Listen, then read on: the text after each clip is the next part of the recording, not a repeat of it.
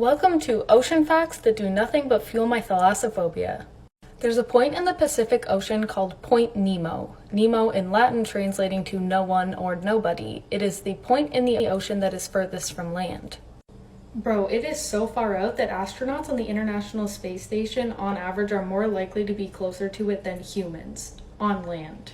As many of you already probably know, the deepest point in the ocean is located in the Mariana Trench. But did you know that you could put Mount Everest at that point and sunlight wouldn't even hit it? I have chosen to omit exact numbers because, ew. We know more about and have explored more on the surface of the moon than we have the bottom of the ocean. Girl, I can't think about that one too much without spiraling. This one isn't a fact, but if I had to see it, so do you.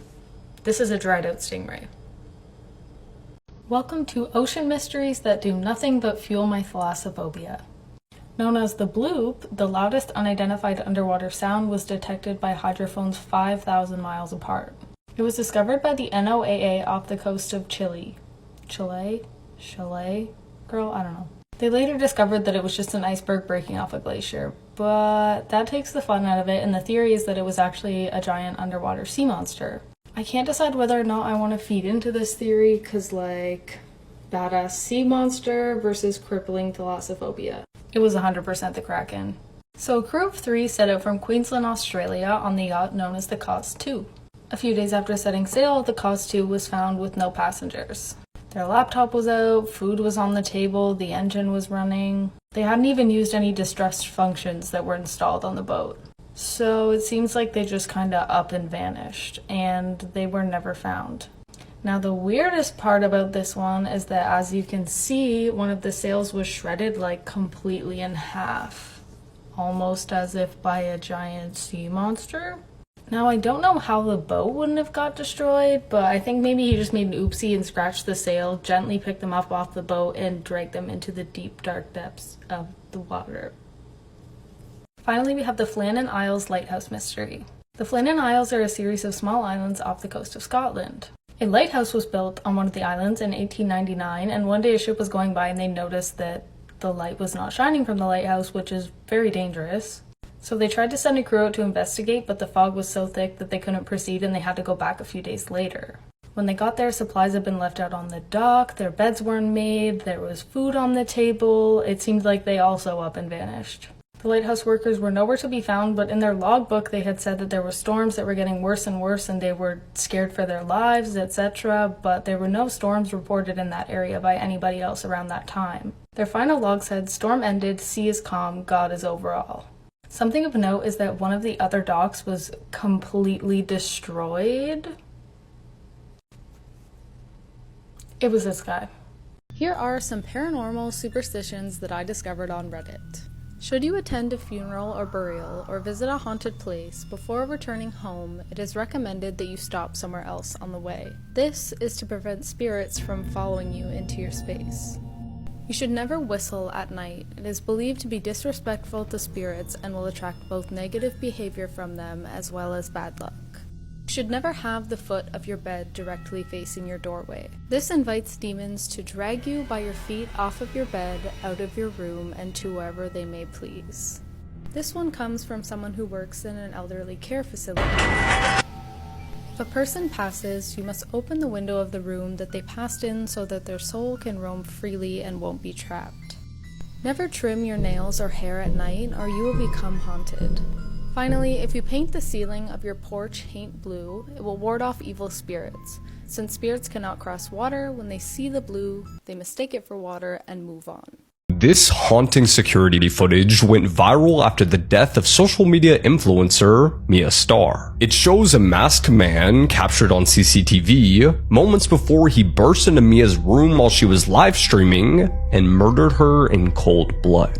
And this was just before Mia was set to host a popular award show, which was by no surprise canceled due to her untimely death. And while an arrest for the crime has been made, case files suggest that authorities may have got the wrong guy. And many speculate that Mia's boyfriend Luke might be the man responsible. The case has since been reopened, and now you can help solve the mystery of who killed Mia. This murder mystery game is an absolute must for true crime fans. And what I like most about it is that it has both physical and digital elements to the game, which makes it feel like you're solving a real life case. There are top secret files you can sort through, and at one point in the game, you can actually use your device to hack into Mia's phone. And if you want to check it out, they have it at Walmart, Amazon, Target, and of course, the link in my bio.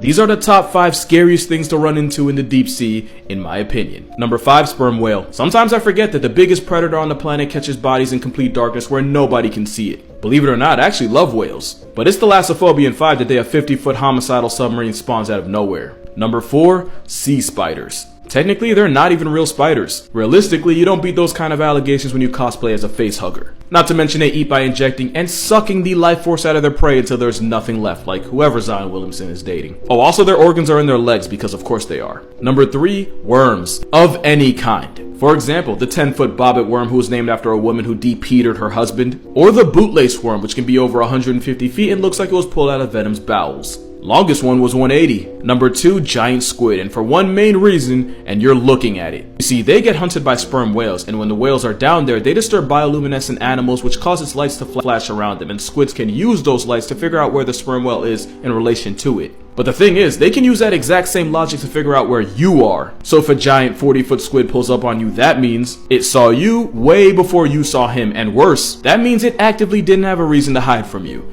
And that's not a good thing. But number 1, and this might be a surprise, the Humboldt squid. Because they've actually been known to attack people. One diver got mauled by a Humboldt and nearly lost his hand. Another diver got attacked by the red spawn of Satan, and she swore that the squid tried to remove her face mask and drown her. But the worst part of it all, they've been known to hunt in groups of up to and over 1,000. And they're the only animal here with the intelligence and intent to try to murk a human. The more you know. Sometimes I wish I didn't.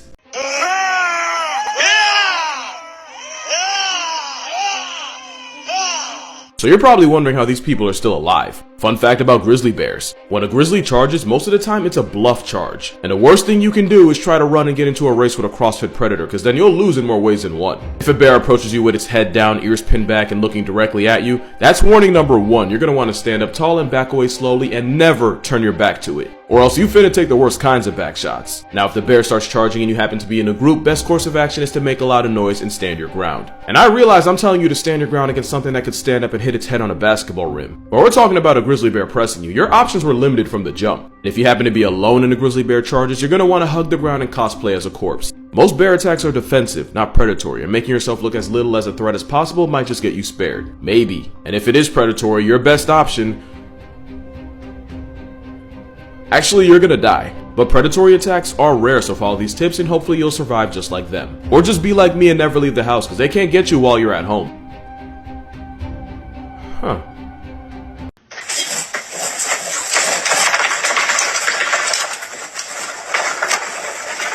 Yo, I think I can actually explain this. So normally hares are shy, solitary introverts. Word. But come spring, hormones got them wilding and multiplying. We used to think that guy hares were throwing hands at each other for female validation, you know, as men often do. But it's actually the females that be beating on the males. And she hares often do this to test a male's fitness to make sure his genes are worth the cost of birth. Or she does this when the male doesn't take the hint and leave her alone and violence is the only honest option. So yeah, these fades are co-ed. Hands rated A for anyone who steps can get it. So yeah, as is often the case with nature, hare fights are either about getting laid or running fades. The more you know.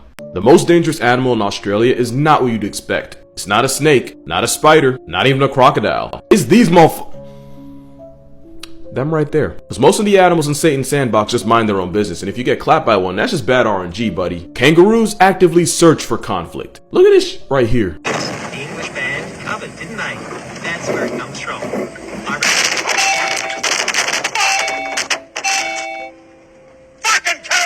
Buddy fully processed what was in front of him and still chose to dropkick the windshield. Fun fact about steroid hood rabbits, 90% of animal-related car accidents in Australia involve kangaroos, and most of them probably aren't even accidents. Most of the time it's just a roid rage gym bro bunny running a fade with your fender. Kangaroo Jack. Yeah, more like kangaroo back with the way they be smoking their ops like packs. Oh, and how could I forget? If you follow a pressed kangaroo into water, it will fully commit to drowning you and your dog. Not to mention, if one kicks you, that Jurassic pedicure will tear your insides out. Moral of this video, the gatekeepers of Australia be wildin' out 24/7. It only makes sense that an animal with a two-headed penis is a total dick. Have you ever seen a drunk pigeon? If not, I got you.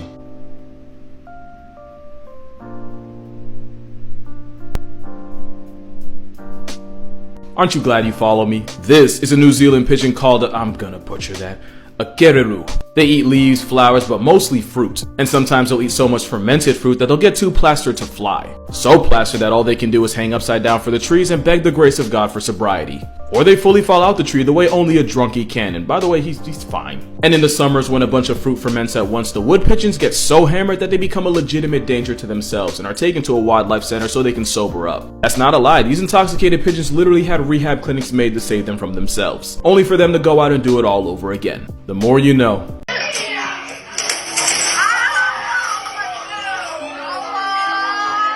So fun fact, the heaviest snake on earth is the green anaconda, which can violate the scales at well over 500 pounds. That's the heaviest. The longest are the ones that just fell out of the ceiling. Those are reticulated pythons, and they regularly grow to 18, 19, sometimes over 20 feet. And they're not far behind anacondas on the wait list either. Now, because of our shoulders, there are actually very few types of snakes that can successfully swallow a human. Unfortunately, 3 of them were in this video. This video was taken in Malaysia, where multiple pythons were removed while stuck in a mating ball. That's right, they was getting it. You know, I started thinking to myself, what kind of bad juju do you have to have for a whole snake orgy to be right above your bedroom? Now you tell me what's worse, that, the fact that female pythons can lay up to 80 eggs, or the fact that somebody's daughter was bad luck away from getting about 50 feet of Satan's jump ropes airdropped to their forehead. There's always something to be grateful for, the more you know. Ma! Ma, come outside, there's a fucking moose! Or a buffalo or some shit, they're fighting! So one of the truly hard facts of nature is that when we say herbivore, that means they eat mostly plants, like 90-95%. That 5% will have you fucked up. On rare occasions, horses have been known to pick up baby birds and straight up eat them like popcorn chicken. Cows in Australia were seen chewing and eating a whole sand python. Deer have been caught scavenging the remains of human bodies, and yes, that is someone's rib in Bambi's mouth. And technically squirrels are omnivores, but if I told you what they do to baby birds, you'd never look at them the same. You almost forgot to mention, not only will they feed on past tense animals, you've even recorded them eating the carcasses of their own kind. Now someone's probably gonna comment that hippos are omnivores. Well damn it, they're not supposed to be! But usually when you see herbivores going homicidal, it's often because of a nutrient deficiency. You now believe that it was a phosphorus deficiency that had cows following mongoose meal prep. Same story with the Dahmer deer, gotta get that calcium somewhere. The more you know.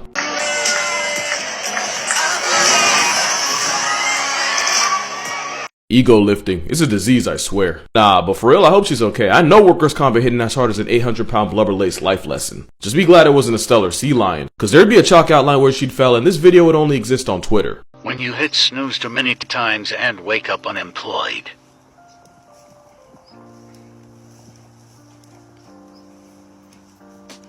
I'm gonna make you love this bear in 60 seconds, starting now. This young lady is Chada, and she's a Himalayan brown bear. You might not have seen them before because they're super limited edition with less than 300 of them left in the world. Chada was born Christmas 1998 and she spent most of her life as a circus bear, which you can imagine is not a very good life for a bear at all. And when she wasn't forced to entertain people, she was spending her day in a tiny rusty cage in a garage that would be cruel for a bulldog, let alone a whole bear. All the years of being mistreated caused Chada to lose almost all her teeth and even become pretty much blind. She was also malnourished, way smaller than a bear like her should be, and she never got to interact or socialize with her own kind, so yeah, she was pretty down bad. But back in 2019, the 21-year-old Chada was brought to the White Rock Bear Sanctuary in Ukraine, where she went viral for looking like every single one of us at some point this week. You know, I've never wanted to hug an animal against my better judgment more. And even though she's 25 now, which basically makes her too old for DiCaprio, Chada's been nothing but good vibes over there, and if she's not sleeping, she's probably playing in her pool. Or she's making friends with a stick.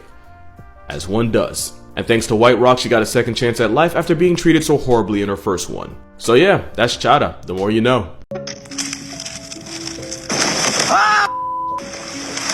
So this person asked, why do sharks attack people? So let's get into it. First of all, there's about 500 flavors of sharks and only 3 are really responsible for ever attacking people. The rest just straight up get profiled. And those 3 are great whites, tiger sharks, and bull sharks. Now most of the time it's just bad RNG with a shark mistaking you for something it would normally eat. Cause real talk, we're bony and we taste bad. We are not the shark's first choice. I mean, just think about it. If you were Joss, who would you rather be dipping in Chick-fil-A sauce? A blubber nugget of a sea lion or a person? The problem is, what does a person straddling a surfboard look exactly like from below? Yeah.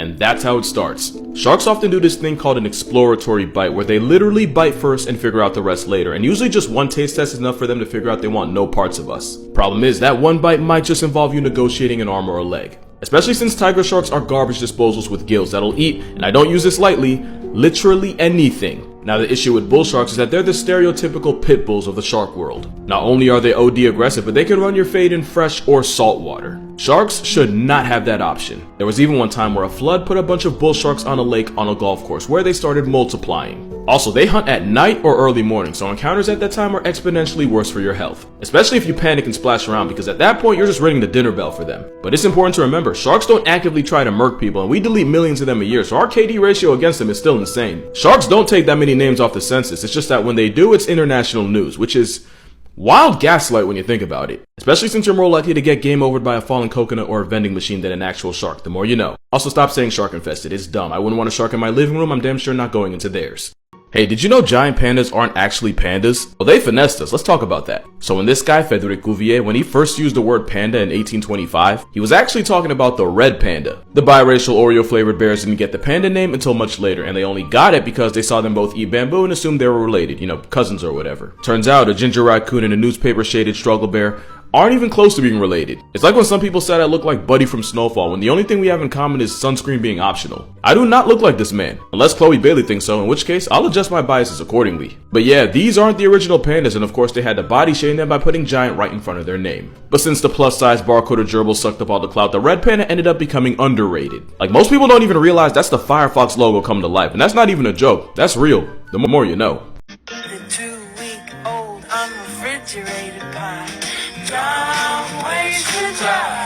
You know what's crazy? I saw this video and I was like, that golden retriever is there strictly for vibes. Then I realized, that's not a golden retriever. It's a furry Grim Reaper. That's not a golden, that is a Great Pyrenees. As in the dog that was literally bred to run fades with bears and wolves for us. It's like if old man Country Strength was a dog. Do you want to know how tough this protective Q-tip is? This is Casper. He's not a ghost, but damn it if he doesn't make them. One day Casper squared up with 11 coyotes. And like Ben from Barnyard, he did everything but back down. But unlike Ben, the only bodies that got dropped were the coyotes. Not only did bro clutch a 1 in 11, he personally gave 8 of them a guest pass to the gulag. And apparently the reason he went Super Saiyan was his partner Daisy, who was pregnant with about 8 puppies. Coyotes threatened his girl, so Casper evicted them from the world. Moral of this video? Don't F around with a Pyrenees. You might not live long enough to find out. I think one of my favorite animal facts, I'm talking like of all time, is that humpback whales have been so generationally traumatized by orcas that now they go out of their way to be petty. As in, if Oreo ops have 0 haters, it's cause humpbacks went extinct. So basically, orcas hunt by separating the weak or young whale from the rest of its pod and then chasing them into exhaustion like wolves but in water. Which is why the humpback community will stand up to the orcas by mobbing them. And they're not above using barnacle brass knuckles to make the barcoded sea assaults act right. Except humpbacks have so much hatred for orcas that they'll purposely try to interfere with their hunts and rescue whatever animal the homicidal giga dolphins were after, even if the target wasn't one of their own kind. Humpback whales have been recorded rescuing seals, sunfish, and even whales from other species from becoming orca protein. For a while, we just thought humpbacks were the guardian angels of the ocean, which they probably are, but you also can't tell me this isn't just a massive middle finger to orcas. And all it takes is hearing the sounds of an orca hunt in progress for the humpbacks to take it personally. There was even a case where 2 humpbacks stopped a pack of orcas from attacking a gray whale calf and proceeded to harass them for 6 hours straight. Nah, cause like they really said, you ain't eating nothing tonight but disappointment, good buddy. And that's on pod, get it? Cause like a group of whales is called it. Anyway, moral of the story, if petty was a sport, humpbacks would be D1 from day one. Alright, so the outside currently looks and smells like a middle schooler's lungs, so fun fact, did you know there's a bird that'll purposely start fires in order to catch its prey slipping? So black kites, like this one, are attracted to smoke and fire since they know they can pick off any animals trying to escape the flames. And apparently this works so well that the arson tweety will try to spread the fires by grabbing and airdropping burning twigs around combustible grasses. And then they just wait for lizards or small rodents to panic as their home becomes an ashtray, and if they don't get cooked alive, they get their life essence extinguished by the flying Satan stalking them. And apparently the bush burning birds have been on demon time for a minute. Going all the way back to 1963, there were reports of black kites stealing brands from indigenous cooking fires and dropping them more than a kilometer away. Not to mention if the flying felony lights up your house like a backwood for a happy meal, you gotta eat that since most of these birds are protected by law, which is why this bird is banned in the city of Boston. Cause we all know they fold to the heat. I love when you leprechaun jockeys lose, it warms my soul, it really does. I'm gonna give you 3 seconds to guess what animal this is. If you get it right, you get a cookie. Alright, time's up. This is a hedgehog. I can explain. This is a hedgehog named Nelson. Hedgehogs are born with soft quills, but like with baby teeth, eventually they fall out and get replaced by their adult ones. But for some reason, Nelson's fell and never grew back, and researchers believe that alopecia caused by stress and trauma is what turned him into Jada Smith's emotional support actor. They couldn't return him back to the wild since being without spikes and looking like the left nut of Thanos meant he wouldn't last a week in the wild. In fact, plot armor was probably the only thing that kept Snuffleupagus alive out there in the first place. They tried massaging him with oils to help the quills grow back, but they never did. Because if billionaire LeBron can't Eurostep male pattern baldness, a de-hedgehog is cooked. So every day the squirrel puppy gets antiseptic scrubs to keep him healthy and baby oil massages to keep him from getting ashy. And even though he looks like foreskin in the forehead with a shaved bust bank for a body, that is the cutest naked hoglet you'll see all week, and that is a sentence I can guarantee you'll never hear. If you could steal one ability from just one animal, what would it be? Would you choose the blistering, ankle-aggravating speed of the cheetah? Then you'd be Cheetor, an extraterrestrial cybernetic cheetah able to hand out fades faster than most of the population can process it. Want to make sure no one ever takes your lunch money again? Well, at approximately 8,000 pounds of fine art if you want to, Rhinox is just as tanky and just as trigger-happy with his temper as the real-life trauma unicorns of nature. And for a build that really demands respect, if you don't want today's date to be your final, best clear the lane when it's Optimus Primal, a 13-foot mecha monkey with fists the size of boulders and a voice that would make James Earl Jones stutter. But me, I'd pick Air Racer. Not because the acrobatic automaton is the world's best air support, but because Falcons have some of the best eyesight in the world and I am basically blind. Being blind is the only excuse for not seeing the Maximals in action in Transformers Rise of the Beast. Can anyone tell me why we're the only creatures on this planet that are completely not living by the laws of nature? Because if we lived like the animal closest to us, living itself would be a jihad. Chimps have been known to plan and execute acts of gang violence against rival troops. I'm talking about like they'll gather in a neutral area, take a head count, go silent, and then walk in a single file line into enemy territory. Then they'll ambush the ops, grape any females they can, castrate any males that get cornered, and if any rival children get caught, oh lord. Not only do they violently take the child off the census, they'll tear it apart and turn the child into a post-game meal afterwards, and science still doesn't 100% know exactly why they do this. Although in their defense, I'm pretty sure early humans did the same shit. And your own troop can do you dirty. In chimp society, there's a dominant alpha male, and the rest fall into a social ladder where everyone's trying to climb up, even if it means sending the next person straight to hell. Chimp politics means if you don't have the personality or people skills to make the right friends, you can really get your hands, throat, and baby makers ripped off you in that order. You can get murked for being too friendly or not friendly enough. You wanna know how bad it is? This chimp was raised by humans her whole life and was beaten to oblivion the week she was introduced to her own kind. And being leader don't even mean you're safe. Pimu over here was a leader, but because he spent years bullying his subordinates, eventually they teamed up behind his back, turned on him, and beat him to 0 HP until he eventually got slept with a stone to the skull. Moral of the story? Why don't we live by the laws of nature? Because we don't have to. We made it out the trenches for a reason. This dog is somehow in the weirdest custody battle you've ever heard of. It all starts with this dog named Ghost. Ghost was believed to be abandoned as a pup and left to past tense by himself in the South Nevadan desert with no person to look after him. No person, but that didn't mean he was alone. Because at some point, Ghost the orphan puppy was adopted by, coyotes. I don't even know how it happened, but apparently a group of coyotes found him, took him in, and treated him as one of their own for at least 6 months. The same ops that regularly send dogs to dog backwards showed Ghost more kindness than any human ever did. Here's where it gets conflicting. After noticing he had a limp, some rescuers went out and caught Ghost to help nurse him back to health and help get our boy Casper adopted. And wouldn't you know, the story about a dog getting taken in by coyotes went big viral. So viral that eventually a family came out and said that Ghost was theirs and that his real name was Hades and that Hades had run away from home when he was a puppy. But because they never chipped or vaxxed him, the rescuers didn't believe them, so they basically told him, yeah, that's tough, but this ain't your dog. Leading the family to call the police. So now Ghost in a shelter, nobody knows who he should go to, and nobody asked the coyotes how they feel about this. So what y'all think? Me personally, if a pack of coyotes raises my dog better than me, that's just an L I gotta live with. Survival tips you've been taught that might just turn you into a movement. Peeing on a jellyfish sting. Not only does urine do nothing to help, you can actually make it worse since urine can trigger the stingers to release more venom. Also, using fresh water can make your L even heavier. You're going to want to rinse with vinegar or ocean water. Run zigzag if you're ever chased by a gator. Whoever taught this to children was testing out extremely late birth control. That's just sensitive subtraction with extra steps. You're better off just running full send in one direction. Running in zigzag actually shortens the overall distance between you. Also, if you somehow trip and fall, it's curtains for you. If it's black, fight back. Talking about bears, find out if you want to. Too many people think this literally means throw hands at the bear. Allow me to make this clear. You can have a black bear, panda bear, Eska bear, Yogi bear, it doesn't matter. A bear of any kind is escorting you from the gene pool. What it actually means is stand tall, make noise, raise your arms, do whatever you can to convince the bear that you're a threat. And just know, the moment you try to slapbox a bear is the moment you lease a casket.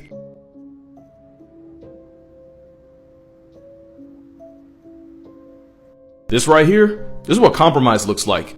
This is Epinicium, but its street name is Fairy Slippers, or Fairy Fingers, Fairy Feathers. It's fairly odd either way, and it's actually this rubbery covering that goes over the baby horse's hooves. And as you already know, hooves are often the biggest flex for the 4-leg drive vegans of the world. For reference, giraffes have hooves the size of dinner plates, and they've been known to factory reset lions by divorcing their heads from their necks. And those same hooves can put a mama horse in a hearse if one of the sharp edges cuts her and causes her to bleed internally. So the fairy fingers are basically horse house slippers designed to protect the mother. And once the baby horse officially joins the census, the feathers usually fall off a few hours after the foal starts walking. Which it has to do pretty much fresh out the womb, since the smell of birth and placenta is like a Batman signal to predators and not just eating. So yeah, compromise. No one has to get hurt except the first person to ever see this in real life. He probably wasn't okay.